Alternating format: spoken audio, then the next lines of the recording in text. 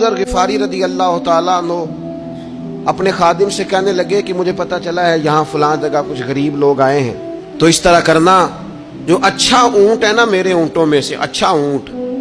وہ ذبح کر کے نا تو ان سارے گھروں میں تقسیم کر دو، جتنا گوشت وہاں بھیجو گے اتنا ہی میرے گھر میں بھی بھیج دینا۔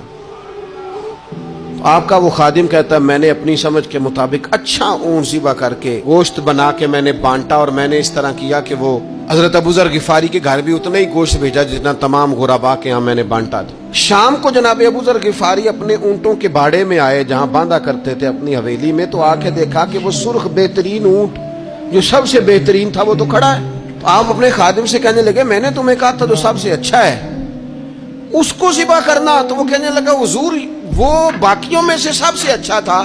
اس سے ہی تھوڑا سا کمزور تھا، اور یہ تو آپ کی سواری کے لیے ہے نا، یہ تو آپ کے کام آتا ہے، اس پہ تو آپ سفر کرتے، اس لیے میں نے اسے چھوڑ دیا، اور اس کے بعد جو سب سے اچھا تھا وہ میں نے ذبح کر دیا۔ تو حضرت ابو ذر غفاری فرمانے لگے تو شاید سمجھا نہیں، میں اسے بھی سواری کے لیے رکھنا چاہتا تھا پر اپنی آخرت کی سواری کے لیے۔ میرا دل تھا وہ جو آخرت میں سفر کرنا ہے نا، دشوار گزار گھاٹیاں ہیں، ان گھاٹیوں کے لیے وہ اونٹ میرے کام آ جائے گا، لہذا میں نے تجھے کہا تھا جو سب سے بہتر ہو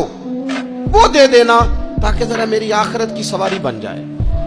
ویڈیو اچھی لگی تو چینل کو سبسکرائب کر دیں، ویڈیو کو لائک کریں، کمنٹس کریں، دوستوں کے ساتھ شیئر کریں۔ شکریہ۔